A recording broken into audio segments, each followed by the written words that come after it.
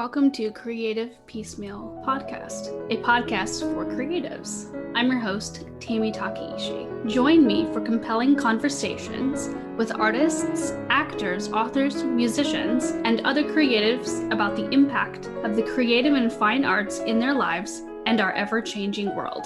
Thank you for listening.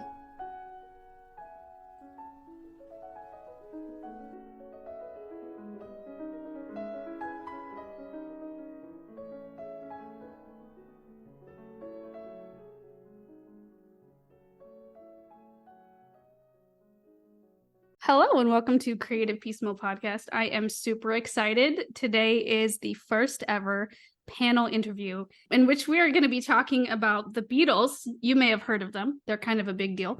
Today I'm here with playwright and writer Jack Canfora, musician and composer Steve March-Tormé, audio engineer and musician and composer Mark Miller, and writer, musician, editor, host of Meat for Tea Cast podcast and Meat for Tea Literary Journal, Elizabeth MacDuffie. And all of them are some of my favorite people ever and podcast alums.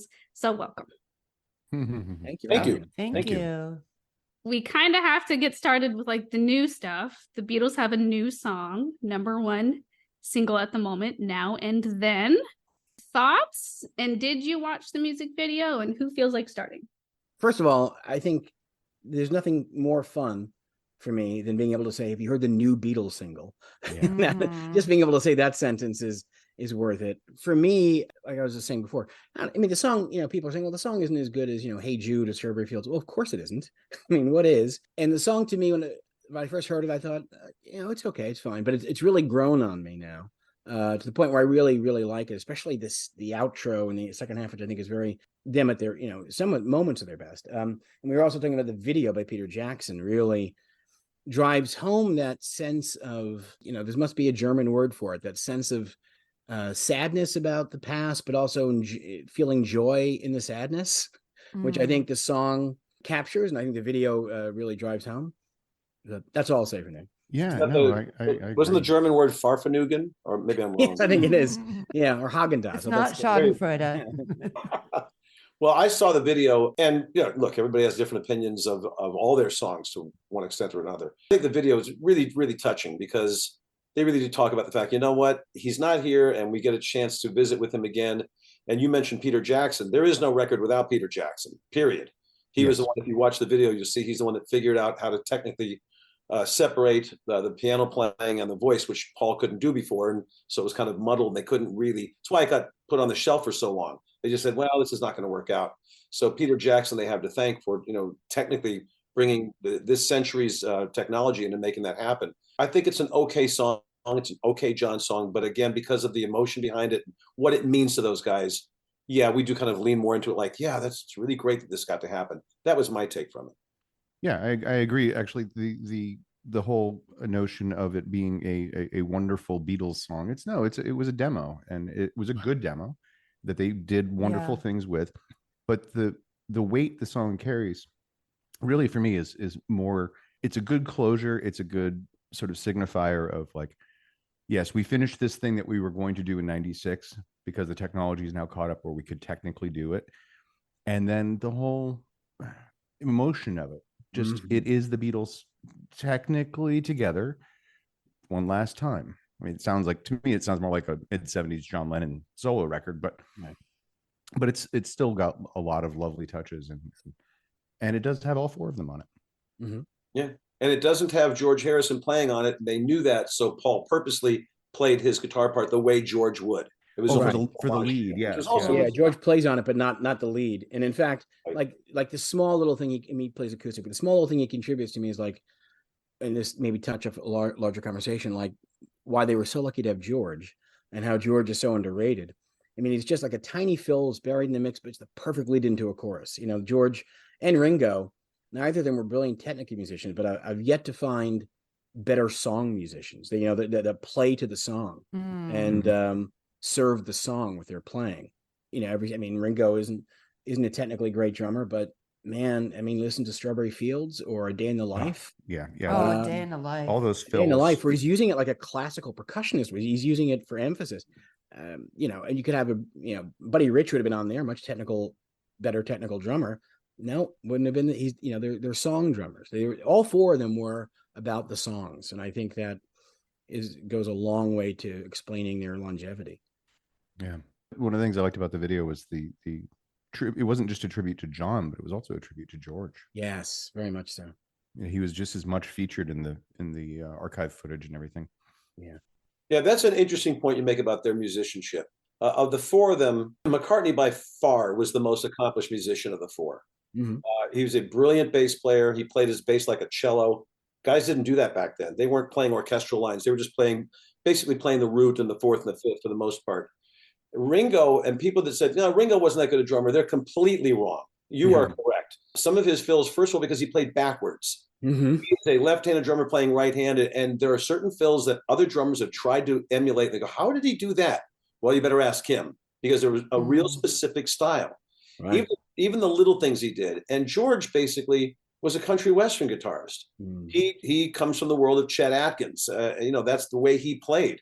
And they're obviously better technical shredders than George Harrison, but you are absolutely right. They served the song.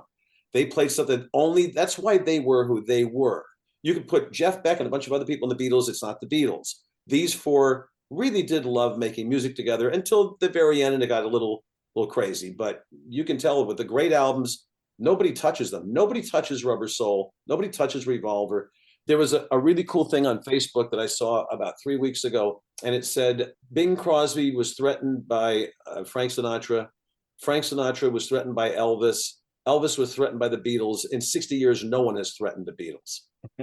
Yeah, pretty much. That is very true. Accurate. Yeah, ask Oasis about that. Right. They're my favorite Beatles tribute band. yeah, they really believed in themselves a little too much in that regard. Does anyone really like the Gallaghers? No. Right. No. Well, to that point, your point, which I think is very well taken, there are bands that have built entire successful careers on one sound the Beatles had. I mean, like ELO, wonderful band. They basically emulate the Beatles from like the spring and summer of 1967. That's interesting. Yeah. Mostly their string arrangements. Jeff Lynne loved those string arrangements. Right. Yeah. And that's, and listen, I'm not taking anything away from Jeff Lynne. I think he wrote some very good songs, but I mean, so many musicians who I admire, first of all, they wouldn't be there without the Beatles. And secondly, you can pinpoint, they want to sound like the Beatles in late 65, Mm-hmm. And one of the great things about the Beatles is that they never, ever tried to do, especially after they got through the early stages, they never wanted to do the same thing twice. Not only that, they never wanted to sound like anybody else. Right. They never said, I really want to sound like David Bowie. No, they were always them.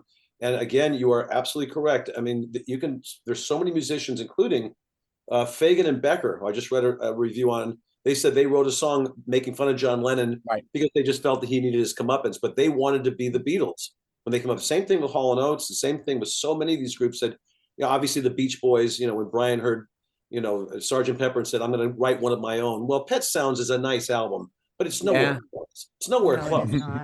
It's funny how Wilson, and this is another point I was thinking about today. Like Brian Wilson is a great example of, brilliant musician and also a composer at times. I mean, God only knows this is as good a love song as I've ever heard, and they had sort of a competition of back and forth, but poor Brian Wilson, he was on an island creatively. And the other band members not only contributing, they were fighting against him. John Lennon walks into the studio with a song. He's got Paul McCartney to talk to about it. He's got George Martin arranging strings, and not for nothing, he's got. And this will be one of my tropes of this. He's got an incredibly underrated George Harrison also contributing things. I mean, George Harrison's guitar part, and then I Love Her. That's the song.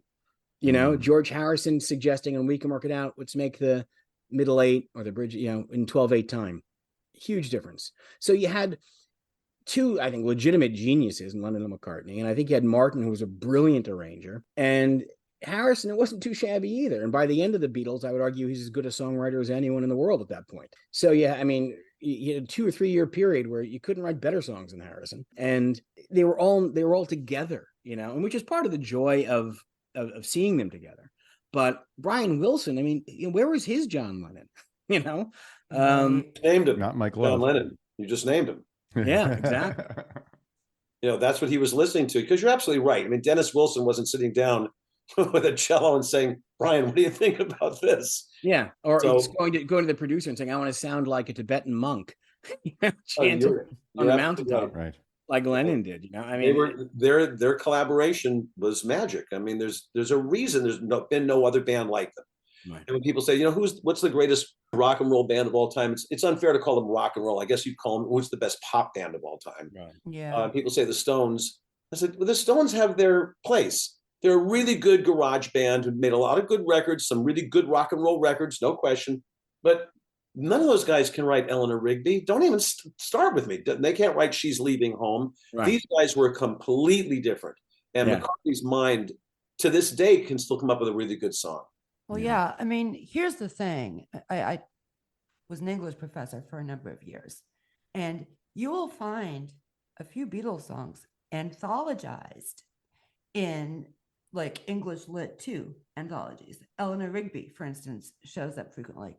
I cannot think of another rock or pop band where there's a song presented for teachable purposes as poetry.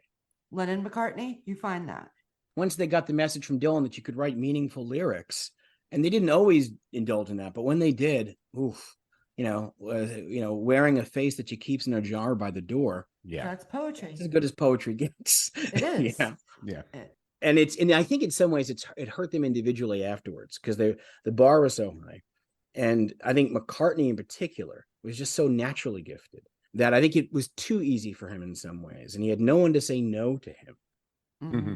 And I think Paul McCartney, who's written many great songs since the Beatles, I think his legacy as a solo musician would be much better had he put out half the albums he put out, but he's a workaholic, because he's written many great songs, but they're lost in a lot of the, the other things. So, I mean, where can you go? I mean, if you're a Beatle and then you're making your own record, first of all, who's going to say no to you?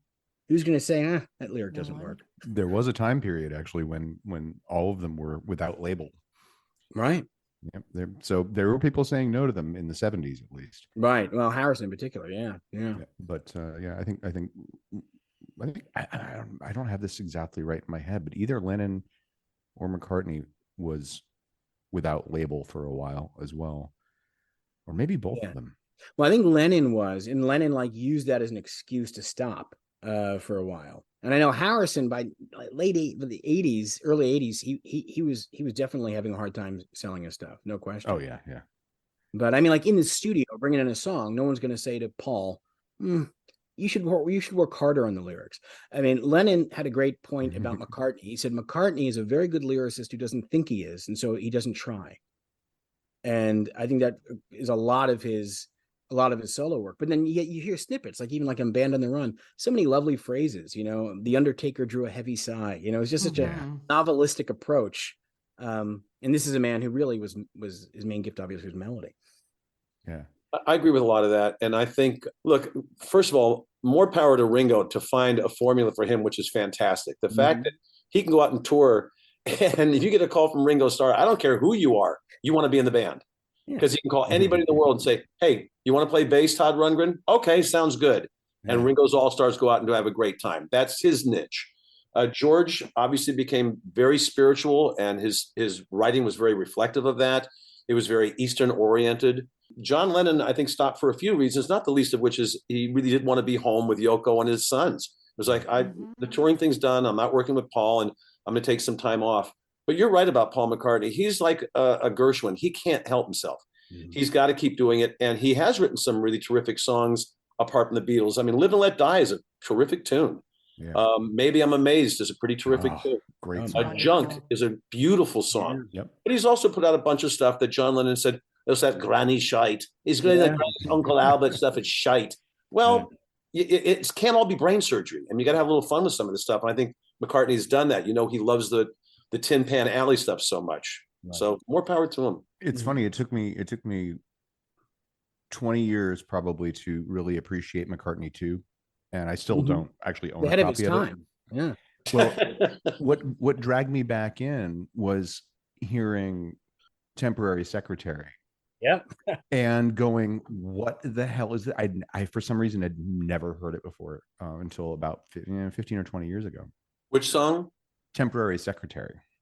And just like, what is this weirdness? And wait, hold on. This is Paul McCartney. Wait a minute, this is on McCartney too? Oh, okay. I'm going to have to listen to this record now. What's the experimental album you bought me? Oh, Christmas, which was like so amazing. One of his think an old white Fireman guy did it. albums. It wasn't a Fireman album, but it was with Youth. It was Adjacent, Fireman Adjacent. Liverpool Sound Collage. Oh yeah. Yeah. I don't know it. It's amazing. Marvelous. It's very sample based, very electronic. There's, of course, Paul can sample Beatles, so there's Beatles samples and things in it. But it is what the name of the project is. It is Liverpool Sound Collage. I mean, the thing with Paul is, I think, and what do you guys think about this? When Lennon is thought of as the avant-garde one, and he was in some ways, but McCartney was ahead of the curve on that. When Lennon was in the suburbs in 1966, McCartney was studying music concrete and, listening to Stockhausen and bringing those influences in, A Day in the Life, that middle section that, he's adapting, he's bringing all, McCartney doesn't get credit for it. And I think some of it is his fault in terms of the public persona he puts up. Is always just, I'm just making a song, but he's, he's always fascinated in being cutting edge. And you usually associate that with John, because John, whom I love, John would like make it very clear to everyone, this is what I'm very avant-garde, whereas, Paul would just, we just do it. You're right. And John was very, New York Village beat hip. Right. Yeah. That was his thing. And Paul was more like, when they said, well, where'd you come up with Michelle? He goes, just thinking, Michelle Mibel, Son Les Bons. We just thought it would sound good to girls, and we could get girls at the club by speaking French. That's pretty cool. It made up some words. Yeah. They're very different hipsters in their own way. But I think McCartney was more European, hung out with Bowie and those guys. And I think Lennon, you're right, was very much, I'm the guy that's controversial. I've got my own path, and I'm a hipster too. And I don't think Ringo and George ever cared about that. I don't think Ringo of all people was like, oh, peace and love, just having a good time. It's still to Ringo, this day, peace and love. Yeah, I think Ringo's famously said about the Sgt. Pepper sessions where they really went all in on overdubbing and stuff. He said those are the sessions he learned to play chess on because he was just he just was pretty bored most days. Well, the White Album for sure. I mean, they weren't even working together. Yeah, he quit. Yeah, they're basically coming in by themselves. They weren't talking to each other. All right, I'm going to record today. You come in on Wednesday. I'll be back on Friday. And how they ever put that album together, that double album, no less, and actually sounded and made there's some great songs on the White Album. But there's also some trash. There's some stuff where it's like, well, we kind of need a filler here, and we'll do this. Hey, you keep writing brilliant songs your whole career. It's really right, exactly. Absolutely. There are people always say, well, the White Album should have been one album, and I think, well, okay. Tell me what the 14 songs should be. And every person's 14 songs would be different. Yeah. I can't imagine the White Album without all of the weirdness to me. Yeah, I agree. I mean, I've been listening to that record since I was 2 years old or something. How many versions do we own? At least 3 on vinyl. Yeah. Yeah. Oh, wow. And one on white vinyl, right? Yeah, German pressing on white vinyl, which is actually one of the better sounding. We're fancy like that. Pressings. Yeah, I'm very jealous. And who's going to write an album that has Helter Skelter and Mother Nature's Son on the same album? Yeah, and it's the same writer. That's so bizarre. Crazy. Yeah. And it was so interesting later on, when we were young and listening to these albums, we didn't know the meanings of all the songs. Yeah. No. And when Blackbird came out, it was just, God, that's a really pretty song that Paul wrote. And we thought it was about blackbirds. Yeah. And over the years, you find out it was a real social statement about women in Britain. Like, that's pretty deep. Right. That's pretty deep for a young writer like that. Yeah. I mean, that's the thing. He writes Eleanor Rigby he's 66. He was 24 years old. He's so 20. And as a writer, I got to tell you, I am so impressed at the 3-act structure he formulated. He tells a brilliant short story in 2 minutes and 4 seconds. And he, it's the genius of minimalizing, in terms of narrative. Oh, less is more is a tough lesson to learn, and he has it. And another thing we did when we were listening, which is kind of funny, I make my bones as a singer. That's how I make most of my money, doing concerts all over the world, literally. And the other thing I do is I host radio. And I think about this because when I was a kid, we were listening and we heard When I'm 64, and we all said, well, we know one thing: they're not going to be playing music at 64. That No, was our he's going to be wedding playing at dance. 81. He's going to be filling out Lambeau Field at 81, not Yeah. 64. That's Yeah. amazing to me. Yeah. And doing it well. I mean, I saw that concert. I took my wife said to me, by the way, Paul McCartney's coming to Lambeau. Have you ever seen him live? I said, amazingly, no, I've never seen one of his concerts. She goes, well, when are we going to do this? Let's take the kids. I said, well, I saw the ticket prices. We'll have to sell one of the kids, but we can take one of the kids if you want. So we went to Lambeau, we saw the concert, and just about every 7 minutes or so, my two daughters were looking up at me and commenting to my wife, he's crying again. Dad's crying. Yeah. And I was in tears just about the entire show. And it's not because I'm just a Beatle worshiper, which I'm not. I love their music, and it kind of started me into making music. It wasn't my dad. But to see Paul McCartney come out on stage without Hofner and go, hello, Lambeau, that was it. I was gone for the rest of the evening, just sobbing. It was a life-changing experience for me. It was really great. Yeah, I had that experience. I've seen Todd Rundgren live a number of times, but there was one time he played at a local club called the Calvin, and for some reason the set list was just resonating with me. And there's one point where I was just bawling. That's not the one we went to. Yeah. Is it? Yeah, it is. Yeah, I was. I mean, Well, I didn't notice you bawling. Interesting person you just brought up, which should be a podcast for another time. Yeah. Yes. Rundgren, And I would totally do that. Yes. Rundgren is 100% great, down. and a guy who is unabashed in his saying, yeah, I mean, without the Beatles, I wouldn't be making music. He made that one album that was basically his version of the Beatles cover album, Deface the Music, his own songs. Yeah. Yeah, Deface the Music, which is actually one of the Utopia records that holds up best to this day. Yeah. He has a T-shirt that was touched by the hand of Todd. No, wow, touched by the hand of Todd. I love that. Todd and I have a mutual friend in LA. Oh, that's so nice. That's great. So I'm going to ask you the obvious question that would be asked of any of us if we're doing this podcast, and it's unfair, but you can only keep one of their albums. It's an unfair question. Did you beat Tammy to the punch on one of her questions? Well, she probably thought of it. You can only keep one. Boy, That's so hard. I know. I can narrow it down pretty quickly. Me too. Well, you could cheat and pick the album. Like the Red or the Blue album, yeah, but no, yeah, that wouldn't satisfy. Now, maybe there's not an answer to it. Just a question. The gun to my head, I guess I would say Abbey Road. Me too. But tomorrow it could be Revolver. Yeah, I think those are the first two that leap to mind. But do I want to live in a world without Sgt. Pepper or the White Album? Right. No. See, I was thinking White Album and Revolver were the first two in my head, but then there's also the American version, the original American version of Magical Mystery Tour, which is just an amazing piece of recording. Guess which person on this podcast doesn't own a single Beatles album? Yeah. I think we can figure that one out. Yeah. Yeah, that's become clear. By the end of this podcast, Sammy, that might change. Yeah, I've heard Abbey Road. I've heard Sgt. Pepper. Now I've heard Revolver. Those are all pretty good candidates. White Album too. White Album. Rubber Soul. White Album. Okay. Hard Day's Night is a brilliant album. It's a great album. Yeah, it is. It is a brilliant album. Help's a good album. Yeah, they didn't put out any lemons. That's the thing. I mean, in some ways, they benefited from breaking up when they did, right? I mean, Abbey Road might be the standout for me because it's got the long one. Yeah, it's got the medley, and people love that, and people like that album a lot. On a personal standpoint, to me, it's a tie between two, and I'm cheating because I said pick one. Revolver is just maybe the most brilliant album they've made, and if I had to keep one album, I can only have one. It's Rubber Soul, because not only because of the songs, but there's an emotional connection from that time that I look at the cover and I hear the songs. I go, I hate to give up the other ones, but this one I can't give up. So it'd be Rubber Soul for me. Yeah. As a follow-up question, we'll start with Mark and then Steve and Jack. But what was your first Beatle album to purchase? To purchase with my own money was actually a 1980s Purple Capitol label reissue of the White Album, which has since, for some reason, disappeared, left my collection. I have no idea how. I never would have gotten rid of it. And one of the notable things about it was, first song on one of the sides, there was a notable tape dropout. So clearly this was cut from a second generation tape that had wear. And I marveled at the fact that I picked that out the first time I heard this pressing. And I was like, well, I'm going to have to keep that because you're not going to hear that very often. Mine was a 45 actually. And I think I was 7 or 8. and it had Hey Jude A-side and Lady Madonna B-side.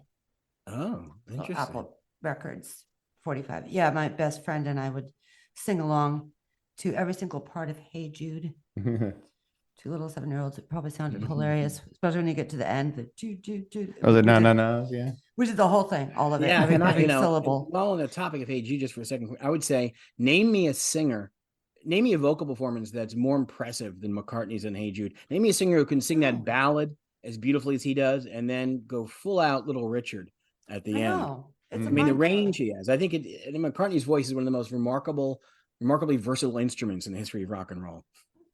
Fair. Mine first Beatle album I bought was definitely Meet the Beatles.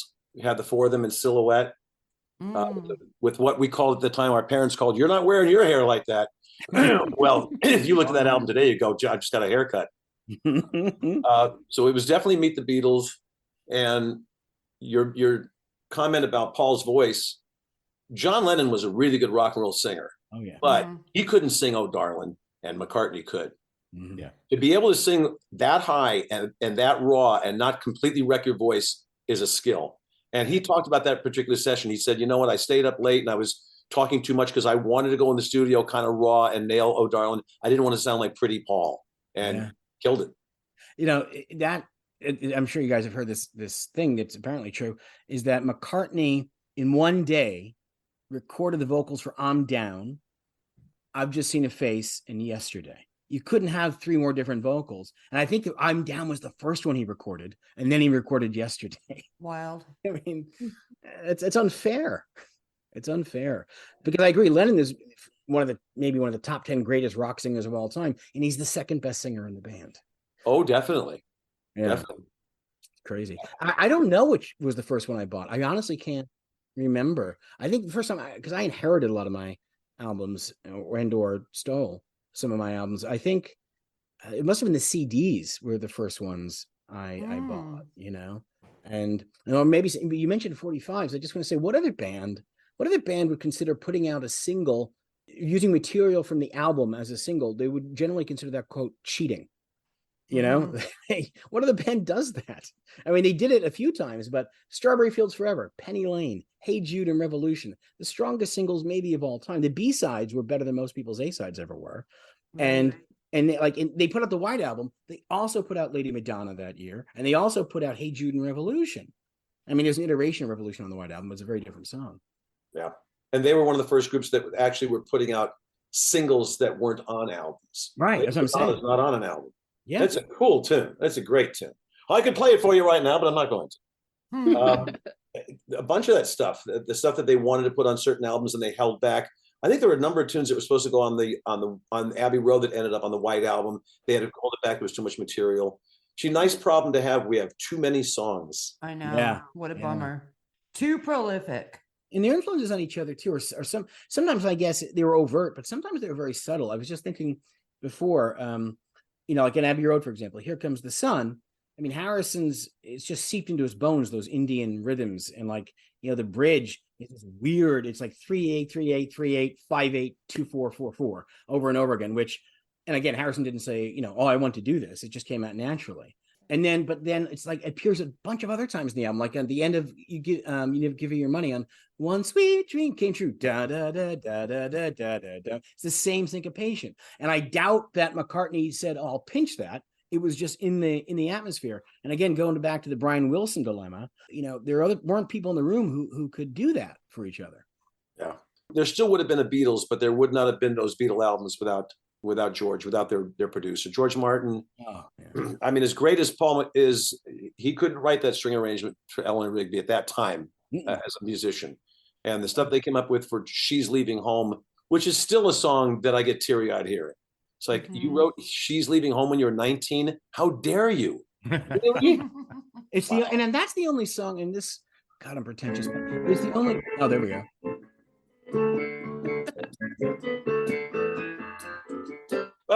All right. Very good. Very good. But "She's Leaving Home" is the only song, the only piece of art that I can think of from that time of the hippies that actually has empathy for the parents too. That's incredibly mature and wise. And Lennon's contribution is only like 10% of the song, but that elevates that song to a masterpiece. Lennon's contribution is, what did we do that was wrong? I mean, my God, it's. When you think about it, that's breathtaking empathy from 25-year-olds taking 18 ounces of acid every day. So they just had a wisdom to them, and I think I want you guys' opinion on this. Obviously their music is first and foremost, but I don't think we love the Beatles quite as much as we do if they weren't them.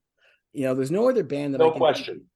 No other band, without a doubt. They each had a unique charisma that just made you want to be around them, and that's why one of the reasons the video is so moving. I heard someone criticizing it, saying, "Well, they were too silly in it."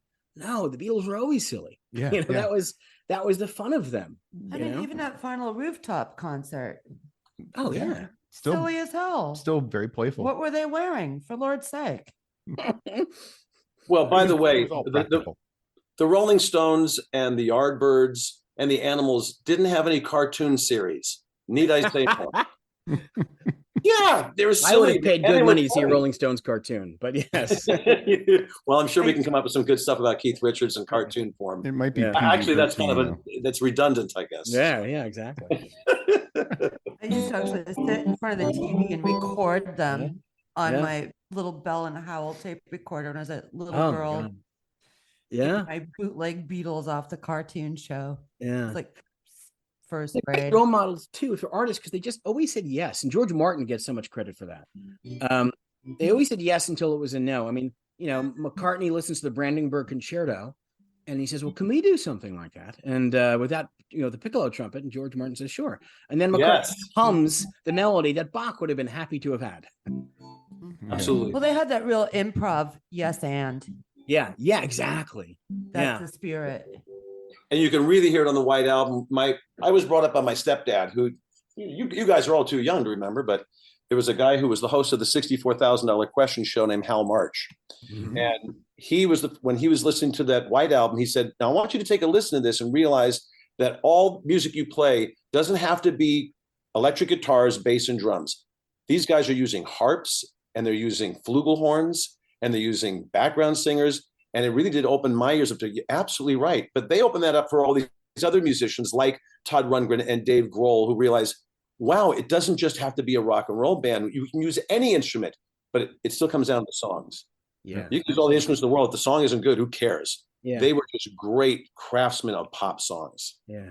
They didn't care as long as it sounded good. It was the best idea wins kind of thing.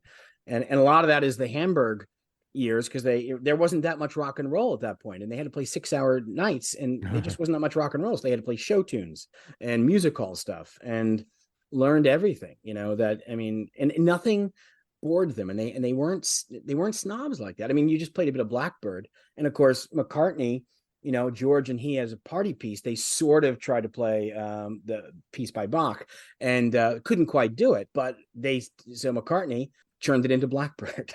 So well, that was interesting because that was the first. I think there's been 3 primary evolutions in pop music where barriers were knocked down, and that was really the first one. And the second one would probably be, well, this is speaking personally, but was with really the dawn of electronic music. And then that also led into hip hop, sort of simultaneously, but not quite. For me, all 3 of those moments. I mean, I wasn't alive in the 60s, really. I was barely, but becoming aware of the Beatles as a very young child with older brothers, and hearing the White Album and understanding it doesn't have to all be the same to be a record, was one of the first eye-opening experiences even as a child. I was sort of like, why is this so diverse and weird? And of course, Rundgren was doing the same thing by the time I was really conscious with Something Anything, which starts out as a fantastic pop record and then goes very, very weird. Mm-hmm. Something Anything, which came out in '72, is still his best album. My opinion, just one person's. I'm with you that it is one of his best for sure. Okay, fair enough. Getting back to, you were talking about the White Album, and again, I know that John Lennon was kind of critical of some of Paul's songs, that they were kind of silly and kind of trifle, but even a song like Rocky Raccoon, how does that come out of a rock and roll band? Yeah. Just the story of it. Paul McCartney coming up with a story about the Black Mountain Hills of South Dakota. How would you know? So And talk about a great line. her name was McGill, and she called herself Lil, but everyone knew her as Nancy. Who Yes. comes up with that? Yes. A poet. Yeah. A Yes. true poet. Absolutely. A guy who actually has read. Yeah. Oh yeah. These Yeah. are very literate people. Yeah, that's part of the thing too, is they came off. First of all, they were the Stones. You mentioned the Stones. The Stones posed as sort of rebels and rockers, and they were living, in penniless Coldwater Flats. But that's because they chose to. They were suburban kids who went, Jagger went to the London School of Economics. The Beatles grew up, with the possible exception of John, they grew up in tough neighborhoods, but they also read. They weren't afraid. They always said yes to things. And I think as artists, that's why they're such amazing role models, because they just weren't. They had no barriers. They say whatever. And some people I've heard some people commenting on Now and Then as though it sounds too modern. They wouldn't have done that. And I was like, well, you don't know the Beatles. You listen to Abbey Road, the Moog synthesizer was a brand new thing, and it's all over. All over it. The beginning Everywhere. of Strawberry Fields was a Mellotron. It had just been invented. On the whole Now and Then thing, to me, that sounds more like an actual Beatles or Lennon recording than the two Jeff Lynne produced things from Anthology. Those don't age. They're well, I should say they don't age well. The unmistakable Jeff Lynne snare drum sound. The Beatles don't do that. No, but they did it. Well, it was Harrison. As an engineer, I'd love your take on this, because to me, 90% of why I found the songs problematic is obviously Lennon's voice, which now could be fixed. But the other part I always point to, it sounds like a Jeff Lynne. Why would you do that to Ringo's drum? Why would you do that to his toms? Yes. That's Ringo. The story goes that George Harrison basically said, "I'll do it as long as Jeff is involved," because they were doing the whole traveling Wilburys thing, and were enamored. He also resented Martin, and I can't sort of blame him. Yeah. And Martin admitted, he said, "I never took George as seriously as I should have taken him." Yeah. So I think there was some lingering, resentment. And here's the thing too: they fought, and they were like a family. They were like brothers, and they fought, and there was some bitterness. And but at the end, they did love each other, and that's the Beatles' great theme is love, really. Even though they had a couple of dark songs too, but love is their great theme. And the Now and Then thing is, of course, Lennon wrote it. It was not a profound song, but it's aged into something that's profound. Now and then means occasionally, but also in a sense can mean permanently. I thought about you now, and I thought about you then. And then you add the context of the last thing Lennon ever said to McCartney was, "Think about me now and then, old friend." Yeah. He did that at the concert. That was another moment of, oh God, give me a Kleenex. Oh dear. Oh man. And by the way, you talked about their friendship. You can, even though they're doing it on camera, it's not like they had done movies before. You can see it in A Hard Day's Night and Help. They're just having a blast. Totally. Yeah. They're just having nothing but fun. And they drove the directors nuts, and they probably drove the crew nuts because they were getting high half the time and just being silly and staying up too late. And we're shooting a movie tomorrow. Oh, it'll be fine. Yeah. And the fact that Eleanor Rigby, that it comes from Eleanor Braun, of all people in the world, like who? Yeah, the lady that was the actress in Help. We just like the name. That's where it comes from. That's also a great insight into art too, right? Because he thought it was he started out Miss Daisy Hawkins. He's like, it scans, but I don't like it. And then he thought Eleanor's good. Then he saw the sign Rigby and Son. He's like, that's it. But then years later, we find out there's a tombstone in the Liverpool church where they saw all the time for Eleanor Rigby. And that's, in other words, they absorb, and I think we all do, but like they had a genius for just absorbing things even unconsciously and synthesizing them. Well, they talked openly about, we write about what we read in the newspaper. There'll be a story and it'll inspire it. Day in the life about that. The accident that he had, he blew his mind out in a car, and Strawberry Fields was a real place, and he came up with a whole story for it. A lot of writers don't do that. A lot of writers, even modern pop writers, are still writing Moon and June. I'm going to see you soon. I feel all right. I want to see you tonight. Right. It's lazy songwriting. But these guys, the lyrics to The Benefit of Mr. Kite, and John says, "Yeah, I took it off a poster. This looked really interesting." But he made it work. Yeah, that's actually one of my favorite of their songs. It's just so it's great. Well, it's almost sui generis. Like it really just stands out. That's such a wonderful thing to point out. So many of their songs, like Tomorrow Never Knows, certainly it leaps to mind. Like when they put out sounds or songs, nothing had ever sounded like that. I mean, Strawberry Fields Forever, apparently that's what indirectly, that was the trigger for, unfortunately, for Brian Wilson's breakdown. He heard Strawberry Fields Forever playing on the radio, and he pulled over weeping, said, they did it. They beat They beat me to it. And he basically he was inconsolable for decades. Now, that's not the Beatles' fault, but I mean, he knew that, Strawberry Fields Forever, it sounds like nothing that had ever happened before. Yeah. I played my son. We were talking about me being on this podcast last night when we were out for dinner. He's a 17-year-old. He's pretty musically aware for a kid, though. He's had some tutelage. Yeah, that's true. I do throw a lot of stuff in front of him, but he'd never heard Tomorrow Never Knows. And I said, okay, well, here's why. I'm going to play you a song from their prior record. So I played him. I can't remember what song. It's one of the the hits from Rubber Soul. I said, good pop. He's like, yeah, that's a good song. And I said, okay, now here's the first song they went in to record for their next record, the first one. And I put it on, and he just went, wait a minute, what? Yeah. And people who say, well, Ringo's not a good drummer, listen to Tomorrow Never Knows. Please. Right? It might as well be a loop. It's almost flawless. And such a great example of their unique collaboration, right? Because John has this brilliant seed of the idea, and then McCartney comes in with tape loops that sound like seagulls. Harrison says, I'll play a solo, but I want to play it backwards. Yep. And like he meticulously apparently spent hours working out a solo that would sound good backwards. Yeah. They sweat these details, and they sometimes would, particularly Lennon was always quick to kind of dismiss things. But the truth is, they sweat every detail. You mentioned Benefit of Mr. Kite. There's this great thing in the anthology where like the engineer is saying, taping, okay, take two, the Benefit of Mr. Kite, and Lennon interrupts and says, being for the benefit of Mr. Kite. Let's get this right. Devils in the details. Yeah. And to go back before that album, I was thinking about this because we were talking about, they came out with songs that no one had done them that way before. Even if Paul McCartney had written only one song that became a standard, because songwriters write hundreds and hundreds of songs. It's hard to write a standard. It just is. I mean, even Leon Russell, who was around forever, came up with two standards. I mean, your song and It'll Come to Me, that there's two that he wrote that became standards that other people recorded. Frank Sinatra didn't record songs, again, by the Yardbirds or the Animals or any of those groups. But that McCartney decided we're going to, and Paul and George Martin said, I really like this song you just came in with, but I don't want any of the other guys to play on it. And he says, well, this is the first time the other lads are not going to be playing. He says, I don't care. And they record Yesterday simply with strings and a voice. And if he had just written Yesterday, he would be in the annals, because it is an iconic classic song that he covered song of all time, I think, right? Yeah. It really is. It is. And and everybody covered it. And came to him in a dream. Don't you sort of hate him for that? Absolutely. If you saw my dreams, that they're not anything. Yeah. No, my dreams are not nearly as melodic. They're not that pleasant. My geography teacher yelling at me. You too. Yeah.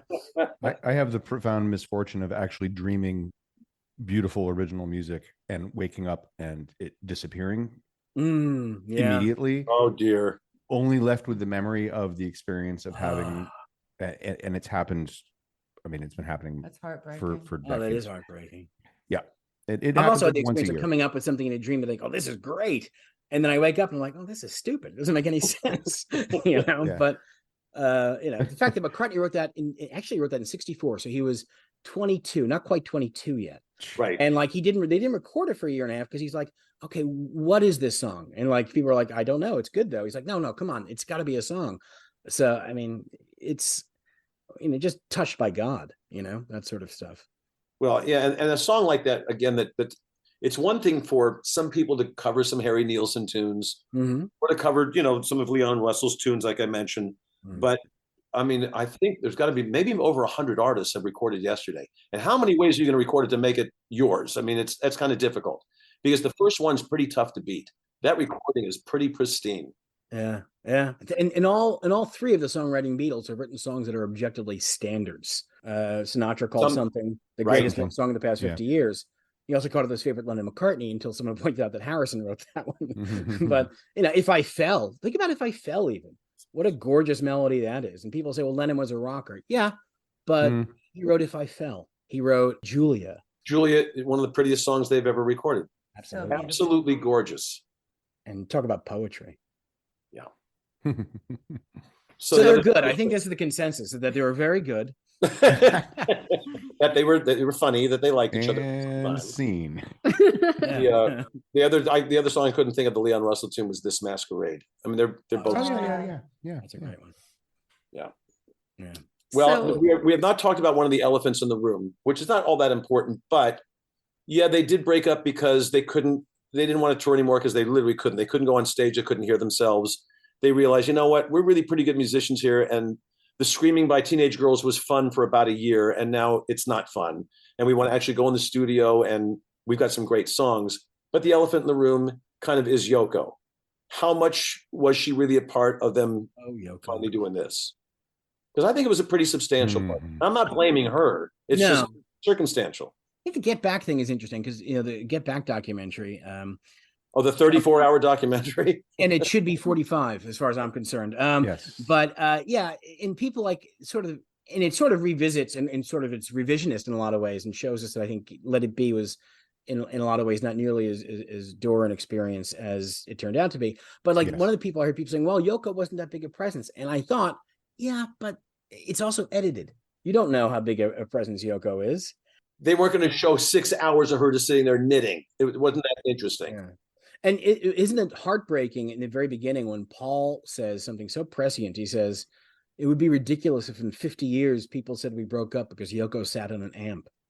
So, I mean, I think it's multivalenced, the reason they broke up. I mean, I think Harrison in particular was chafing so much. I mean, he put out a triple album.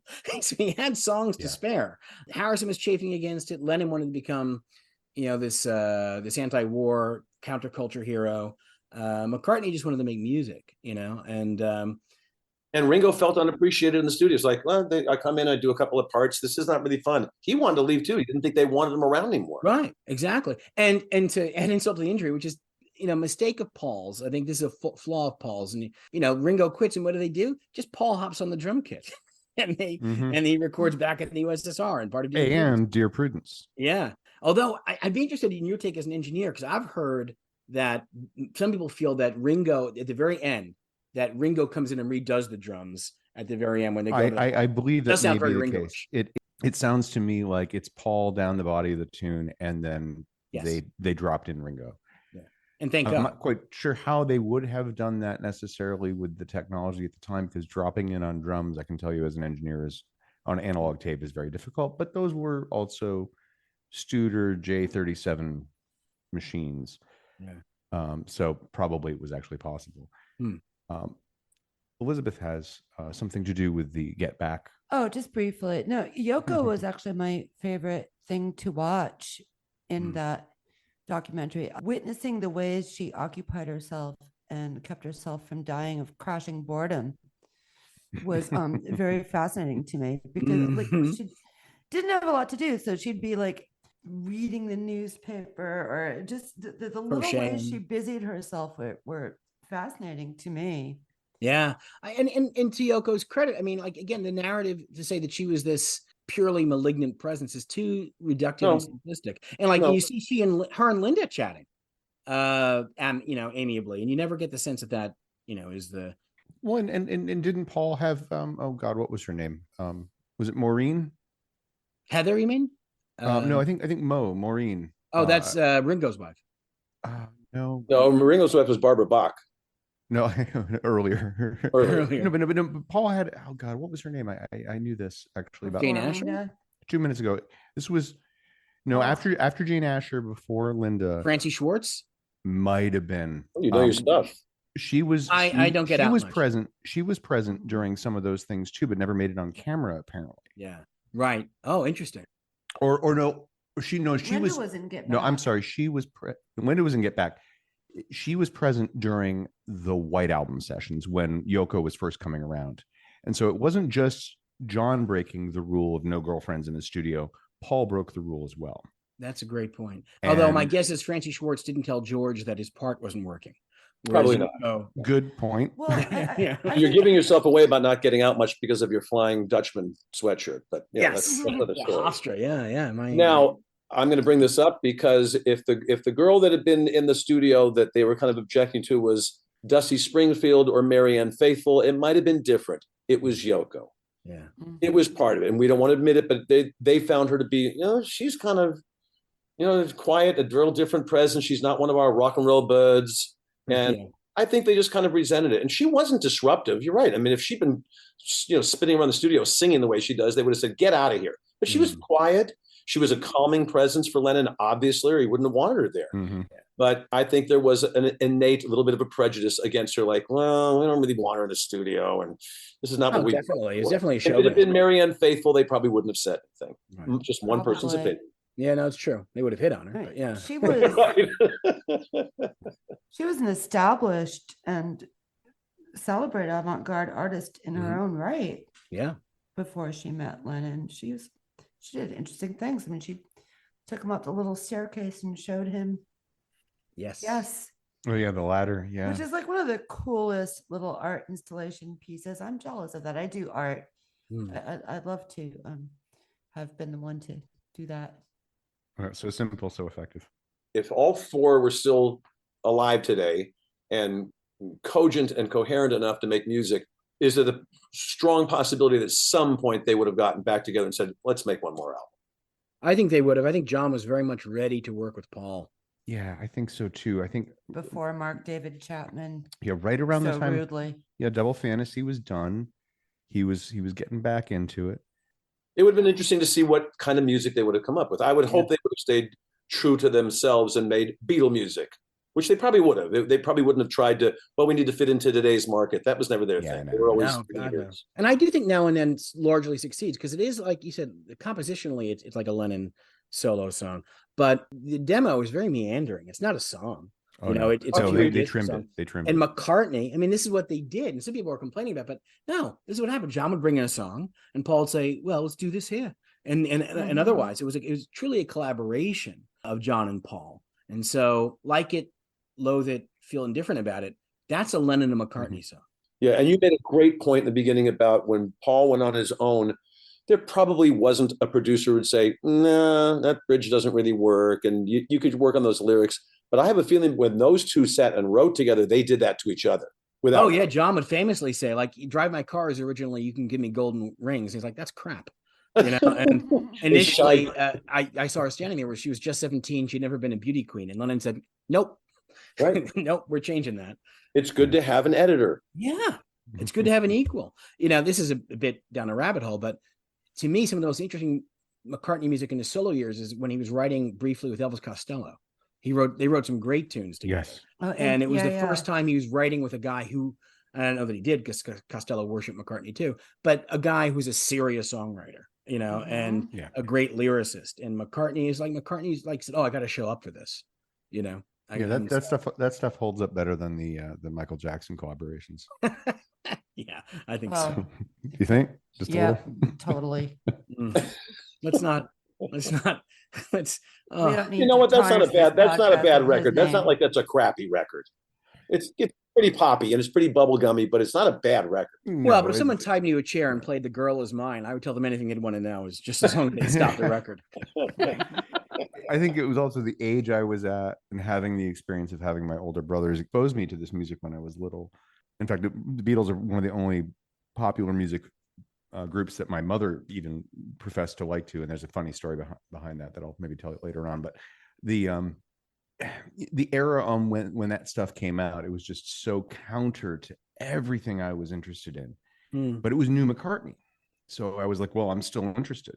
And then I was like, why? Yeah.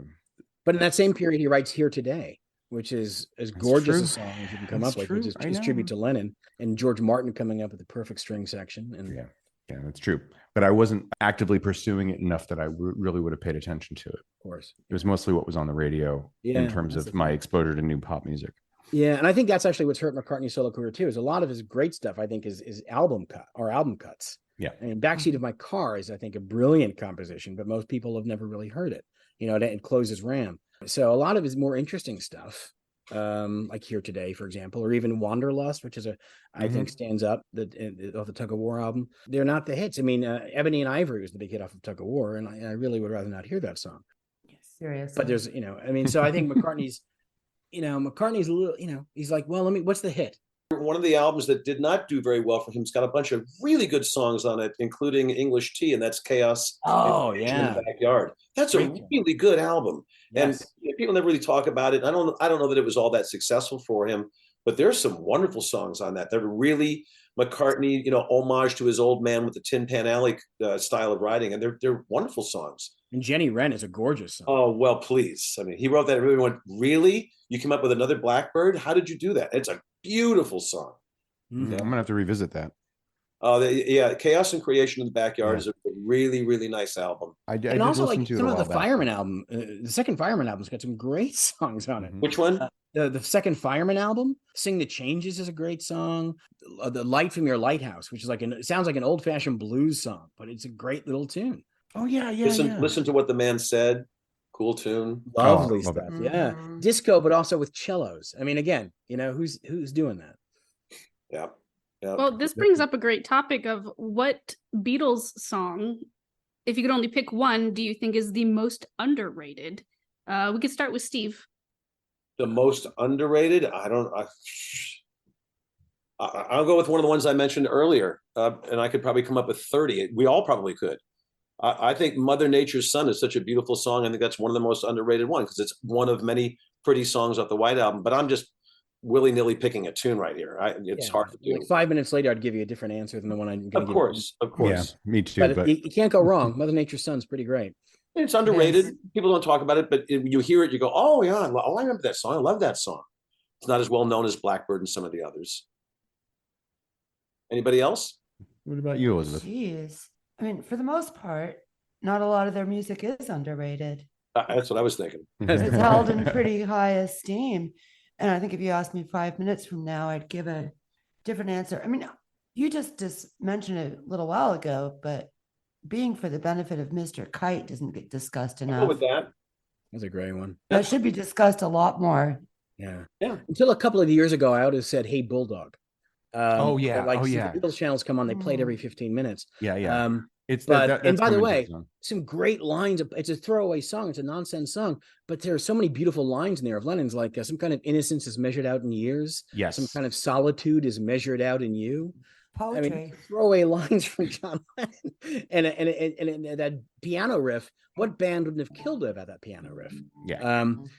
But okay, maybe two of us, or Dear Prudence.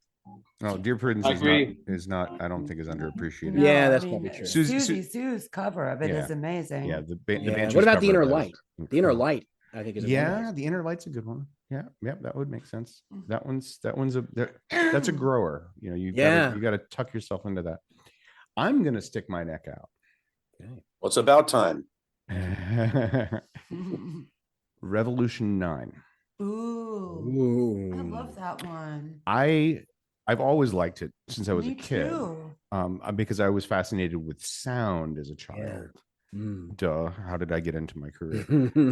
We all come from a different perspective. Yep. But so I was fascinated with tape loops. My older brother had a reel-to-reel recorder that he actually let me not only touch but use when I was 4 years old. Right. So, and tape loops kind of quickly came in a few years later after that. So tape loops were a thing in my life.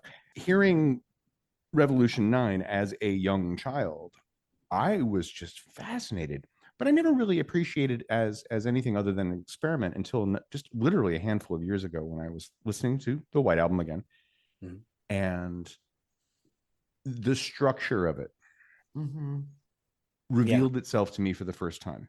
That is the overarching structure of it as a song became apparent to me. It's a very slow moving structure, but there is a structure to it. There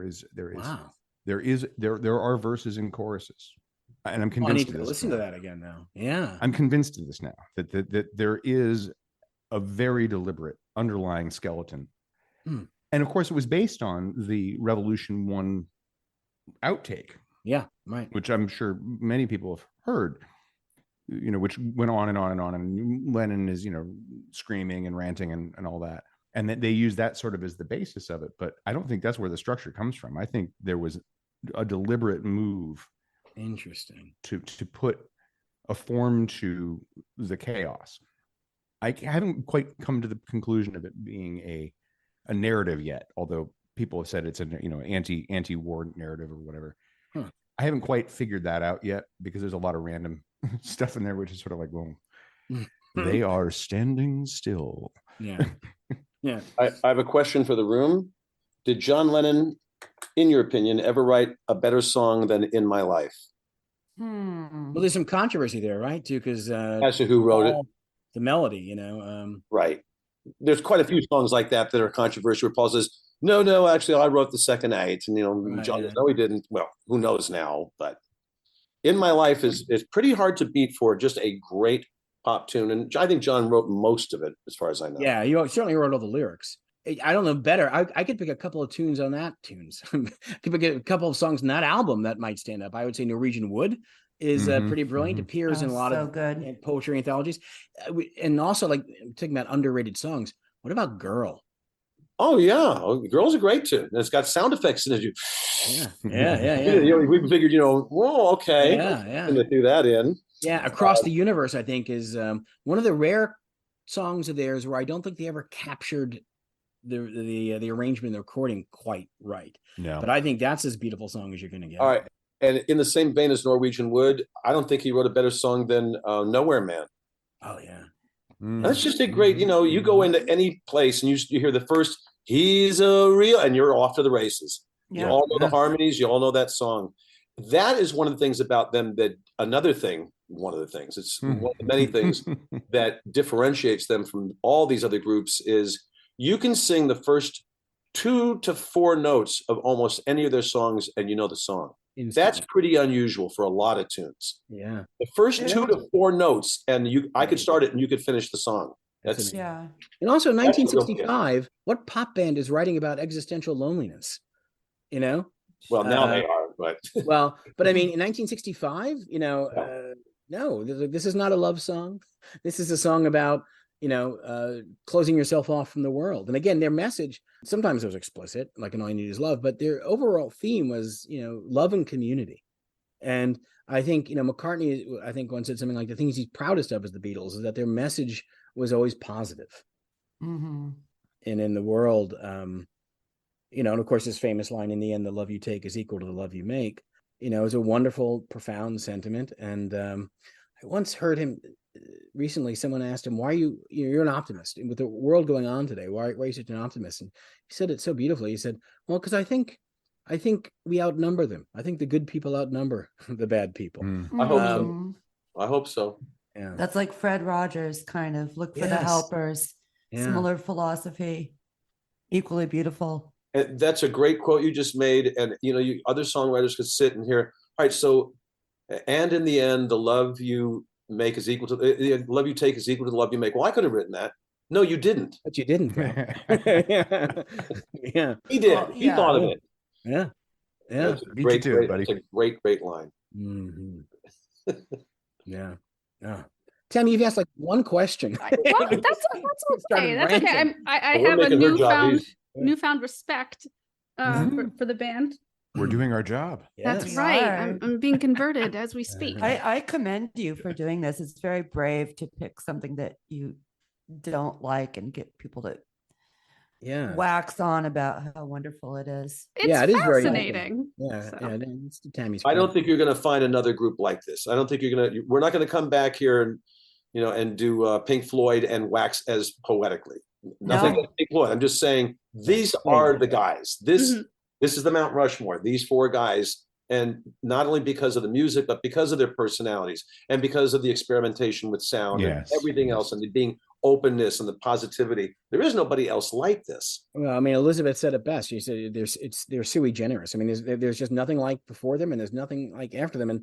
And it's, I mean, I write some, music too occasionally and, just sort of an amateur way, but I wouldn't even, it doesn't even occur to me that, anything anyone's going to do is like that. And I'm not saying that other people have written songs, just as good in their own way. Of course they have. That's kind of not the point. And to me, it's more than that. Again, it's how they make you feel. They somehow, if you're a serious Beatles fan, and there are many, you feel that they're part of your family, and of course, that's not true intellectually, but they are they feel embedded in you emotionally, which to an extent that I can't think of any other artist. No, and we grew up with. I mean, Frank Sinatra is not embedded in me emotionally, and neither is Sinatra, and neither are the Eagles, and they're a great group. And Steely Dan, who might be my favorite, they're not embedded in me emotionally. But the Beatles, we saw them on Ed Sullivan, and we went, "Whoa!" And our parents said, "You're not doing that." And of course, we all said, "Oh yes, we are. That looks like a lot of fun." Yeah. And they look at their fun guys, and the music is different than anything else I've heard. I mean, at that time when they came out, it really was rock and roll. It was, it was Buddy Holly and it was Elvis, and it's just fine. But when they came out, it was completely different from everybody, and it wasn't just the music.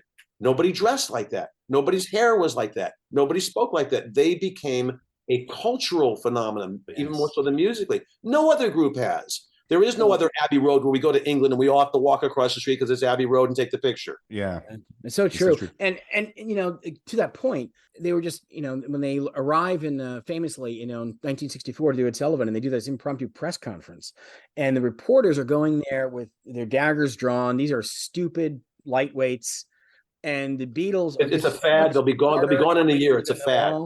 Yeah, and by the end, they're like laughing, and they got taken apart. Money fast, and how did you find America? Turned left to Greenland, that kind of stuff. I mean, they were just so funny and so quick, and John and George, and all of them they're all very funny. And there's a press conference in '66 where someone was very upset and said, they filled the Day Trippers, a song about lesbians and something else and drug addicts, and said, well, what do you think about that? And Paul said, well, just trying to write songs about lesbians and drug addicts.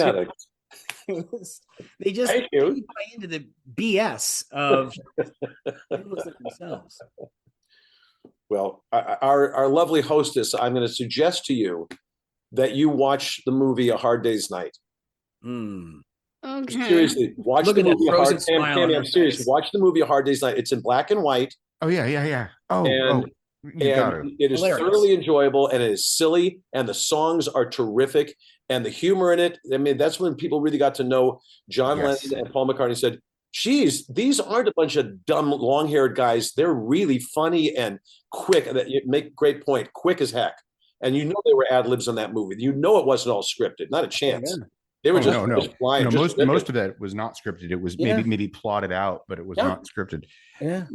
That's an opening chord of A Hard Day's Night, just as an example. Who does that? And musicians have spent dedicated years of their lives trying to replicate that opening chord. Well, that's a book just on that alone. Yeah, and who says that? Okay, yeah, we'll use that. I mean, what? 8 days a week, Hard Day's Night. Yeah. The pressure on them to just replicate what they were doing must have been so enormous. And they do that on the first couple of songs of the harmonica. And like, for example, after From Me to You, John said, no, we're not using the harmonica anymore. And people were like, no, it's an essential part of your sound. And he said, no, screw that. We're not doing that. They were constantly had to try to top each other. Right. That's pretty hard when you're putting out Rubber Soul and Revolver. Well, what's the next one going to be? Oh, it's going to be Sgt. Pepper. Well, that's it. Well, how are we going to top the next one? Let's put out Abbey Road. The pressure is unbelievable.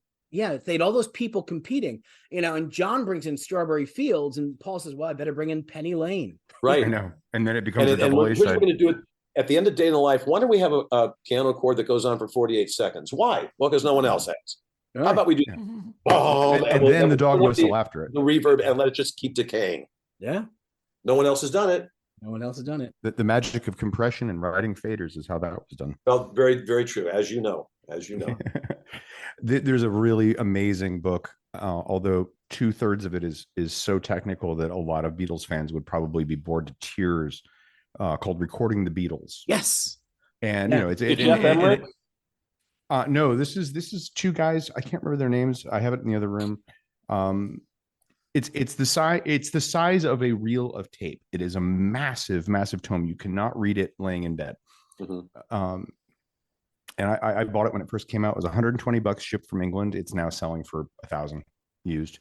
Fantastic, wonderfully researched book about the equipment and the personnel at Abbey Road and the other studios that the Beatles recorded at. And then, like how they modified equipment and the techniques of miking. And then the last third of the book is more interesting because it starts to get more like Lewison's sessions book where it's more about the actual timelines and what they did when.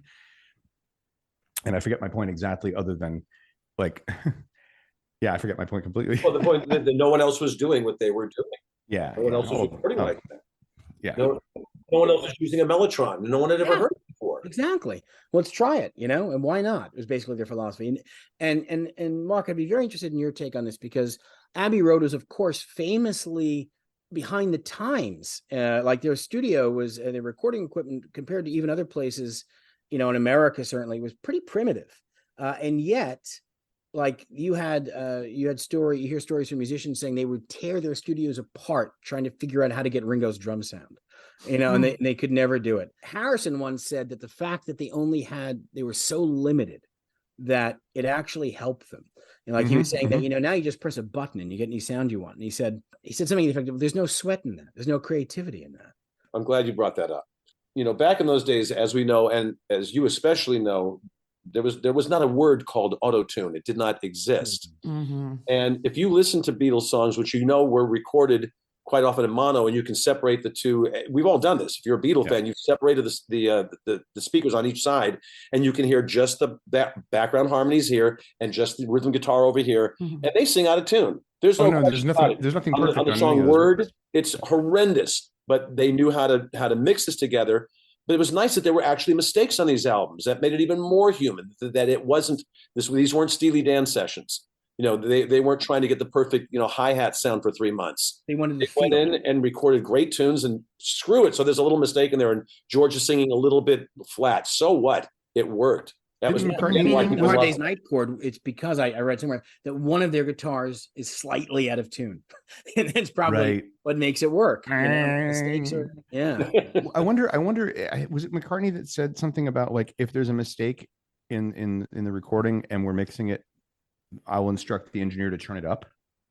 Interesting. I think it might have been McCartney who said that. That's so cool. Yeah. The thing, just using the Beatles, the Ringo's drum sound. And this is something that I've, in my own career have gone back and forth on, is, some of those records were done with 2 microphones on the drums. Yep. That's it. And the room is well treated. So it's a good sounding space, and the drums are well tuned, and the person hitting them knows what they're doing. And then on the engineering side, you've got 2 microphones that are going to go down to 1 track on a tape machine, possibly with other things.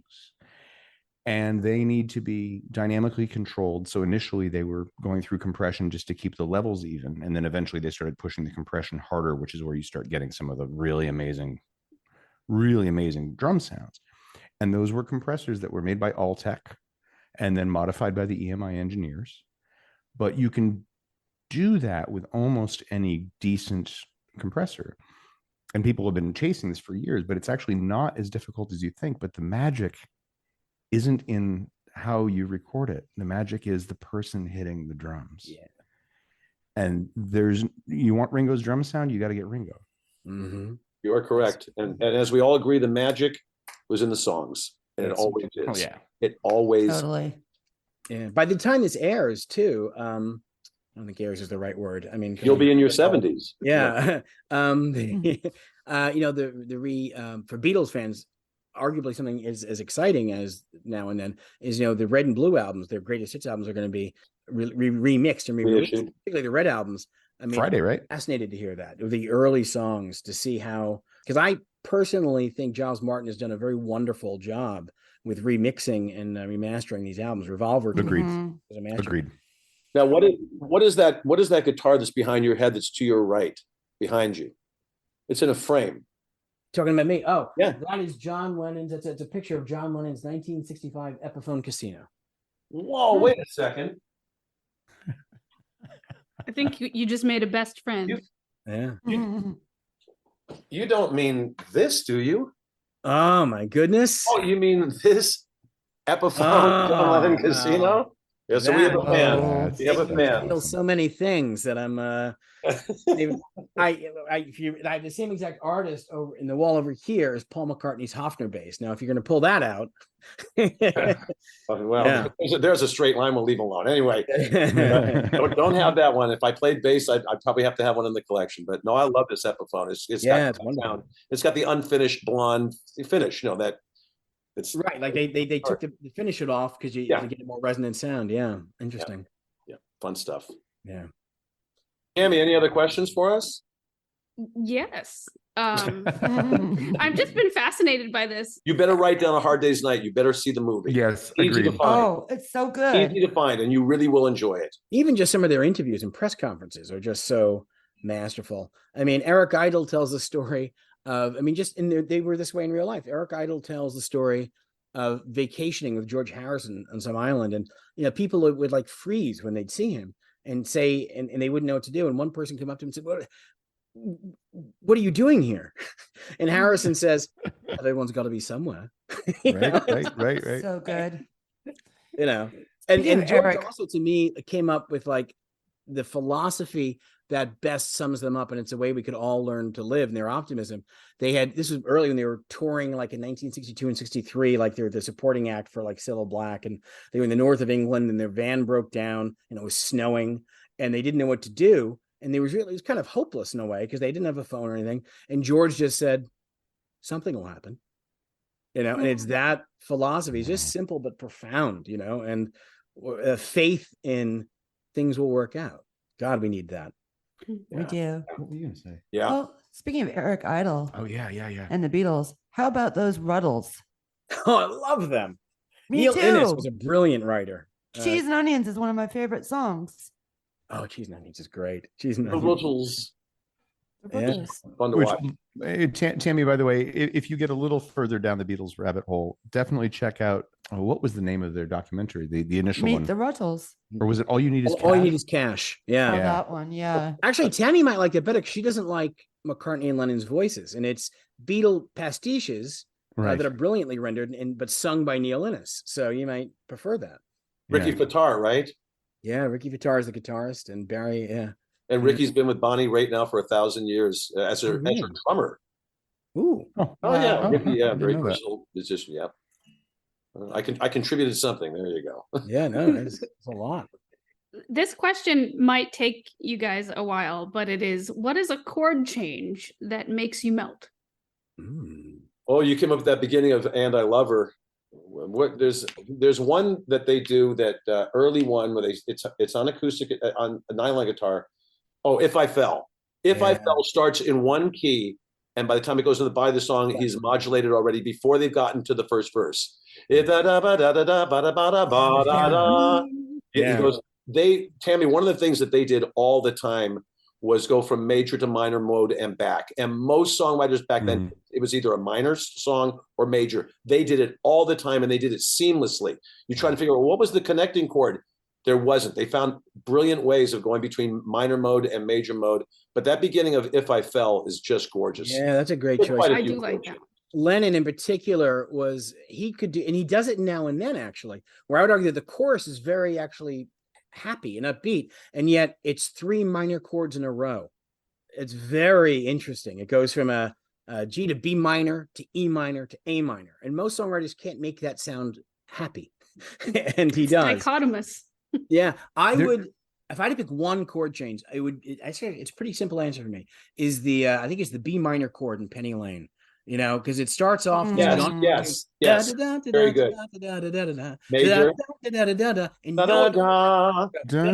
Yeah. And it gives it this darkness. Good call. Yeah. I was trying to come up with something, and I wasn't quite getting there, but I was like, oh, it's from that era, and I think that was what was in my head, was that exact change. Yeah, Penny Lane has like 3-4 different chord changes. I mean, key changes, but yeah, that one key change is brilliant. That one is really amazing. I mean, there's probably tons of other ones that I'm just not coming up with. But actually, speaking of now and then, there's a moment where it goes major to minor, and they fly in. I think it's an ah. From Because? Yeah, it lifts up. It goes up. Major to minor. And they fly it in over those chords, but it's actually the vocals from the recording of Because. Yes.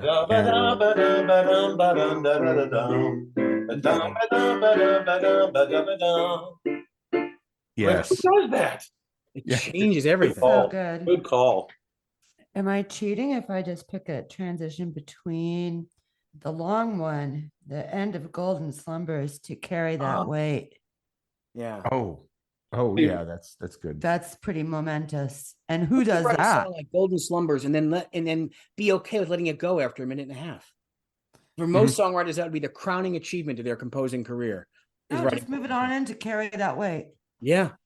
All of those songs could have been developed into full-length songs probably pretty successfully. Yeah. But as a whole, what a unit. Like I mean, as a medley, what a concept. Because it's like an album's worth of songs crammed into less than one side of a record. Just stopping and just moving on. Yeah. Yeah, just bang, bang, bang, bang, bang. So amazing. Even the one song, You Never Give Me Your Money, does all these things that McCartney would then continue to do in his solo careers, like make these suites. Yeah. They would transition into other things. Who Hey, the last chord on Live and Let Die.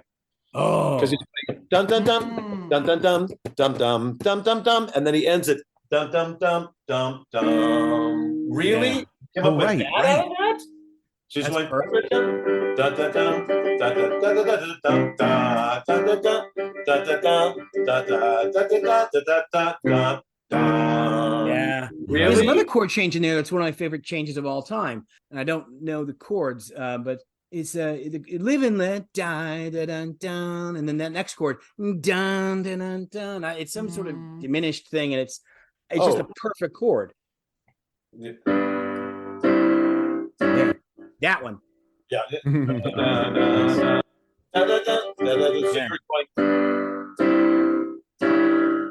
That chord. I mean, who comes up with that chord? Yeah. Paul McCartney. That's some of his classical ear. Yeah. Cool stuff. That's a great track. Yeah. It's better than anything in that movie. Well, yeah, that's true.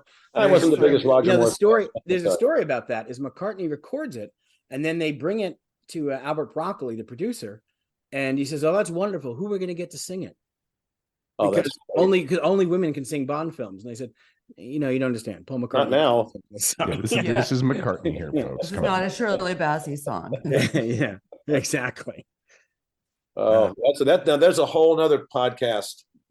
Bond songs and who sang them and which ones were good and which ones were terrible. Yeah, that's true. I would do that podcast. Oh, that's a great That'd one. Really cool. That's endless. Yeah, that would be interesting. We could reunite our Fab Four here. Yeah. You're the new Fab Four. All right, so quick question on that. I'll make it fast. So one of my favorite Bond songs was "You Only Live Twice." Mm-hmm. You only live twice. Da, da, da, da, da, da. Who sang that without looking it up? I think I'm right. Oh, you got me. She had a famous father, last name Sinatra. Nancy? Yeah. Really? Yeah. Oh, she did that. Oh, cool. So good for her. Cool song. Moving with Nancy. Interesting. You got to check out. Have you seen Moving with Nancy? I don't think so. You can find it on YouTube. It's psychedelic and strange. Lee Hazelwood's in it. There's a really creep-tastic moment where she does a duet with her dad. Oh, God. Just vile. And it's basically an hour-long advertisement for RC Cola. Hour and a half. It's a 90-minute RC Cola ad, and it's like all like pseudo psychedelic swinging 60s. Is she wearing those like thigh-high white boots? Like knee, yeah. And it's move in, move in apostrophe. Yeah, Moving with Nancy. Check it out. It's incredible. You have to. Wow. You will die. It's so insane. It's like I almost want to watch it again. I know. That's my big takeaway from this. I want to watch it again. Do you guys have time for a little bit of trivia? Yeah, absolutely. All right, Tammy, you got your trivia questions for us? I do. So we're gonna do this where if everyone's got something to write with and a piece of paper, Oh. All right. Let me get stuff. I'll go to write now. All right, okay. Do some writing. Yeah, that's right. We can't just shout it out because this is live. Yeah, on no. I'm not live on the internet. Writing. All right. So we'll just, do one question. You write your answer. If you get it right, you'll put a point. There is absolutely no prize except for bragging rights.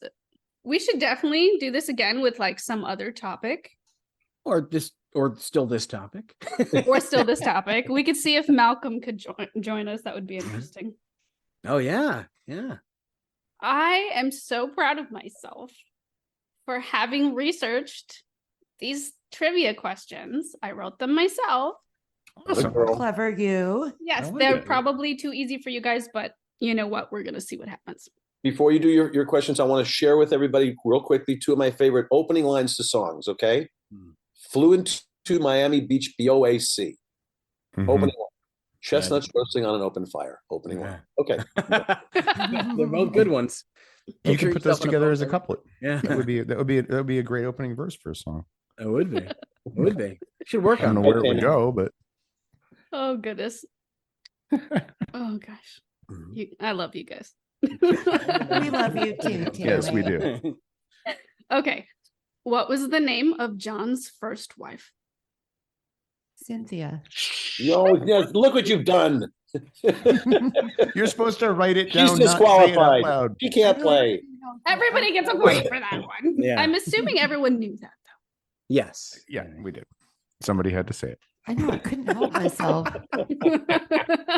Write it down, Elizabeth. What was the name of Paul's sheepdog? Martha. Oh, damn it. Here we go. Oh no, Jimmy that Nickel. could have been one of them. Yeah. Oh gosh. Okay. But the real question should have been, what was the last name of John's first wife? And that answer, of course, would be Powell, Cynthia Powell. Very good. Ooh, nice. Well done. Hmm. You get an extra half bonus point. Thanks for for I that. this- get an extra pity point for Thanks having. for the save. Yeah. I I'm can't less remember mortified now. any of my passwords, but I know her last name was Cynthia. Was Powell. I always Oh, thought it was goodness. Lennon. Okay, true or false? Ringo first learned to play drums in a hospital when he was 6 years old, recovering from a series of illnesses. Oh, should we show it like that? No. If I mean, you could. I have to squint, but hold on. Let me make the window bigger. All right. Answers? Okay. True. True. Did everyone get true? Yeah. Yes, true. He contracted peritonitis Very and good. was in a coma. And Jesus. when I he didn't realize it recovered, was he in a had coma. tuberculosis. And while in treatment, he joined the hospital band where he played drums for the first time. Yeah, we're talking about how well read and smart they were. And I'm not saying Ringo's not smart, although only Paul was the only decent student. But George and John were always very sharp readers and deep thinkers. Ringo had virtually no education. I mean, he had less than maybe 5 or 6 years of schooling total in his life, Oh wow. I knew it was lacking, but I didn't realize it was that lacking. because he missed years at a time. And of Right, course, the yeah. English school system in those days for a poor kid, basically is well, good luck. Yeah. Yeah. Yeah. Right. This next one is so easy, even I know this one. Okay. Watch us get stumped. Which member of the Beatles was also in the Traveling Wilburys? That's too easy. Go on. Yeah. Bob Dylan, obviously. Of course. Jeff Lynne. Jeff Lynne was the Roy fifth Beatle. Orbison. Tom Yeah. Petty. Right. See, we all got it. Yeah. Well, Jeff Lynne is the closest thing to a fifth Beatle in the Traveling Oh, yeah. Wilburys. Yeah, Could have been Jeff. What's funny is the Traveling Wilburys is made up of a bunch of artists I don't like. But except Jeff Lynne. Jeff Lynne's the one, Except you like Jeff Jeff. Lynne. I do like Yeah. Jeff Lynne. You're the only one who's favorite. I like Traveling Tom Wilburys is Petty. Jeff Lynne. You know what? I'm with her on that. The only one that I really liked in that group was, well, I like George, of course, but Jeff Lynne. I mean, I'm nothing against Roy Orbison. Yeah. No, of course. he was Yeah. cool. I mean, they're all respectable artists. I agree. It's all a matter of personal taste. I think my personal taste leans more to Petty, even. too. Yeah. Yeah. And of course, one of them has a Nobel Prize in literature, so that's nothing to sneeze Yeah, at. that's true. So- Do I know? No, I don't. I didn't even make the finals. So Oh, There's always fine. next year. it's always next year. So I keep saying. Yeah. Something will happen. It's right. Something will happen. Yeah. Nice callback. Well done.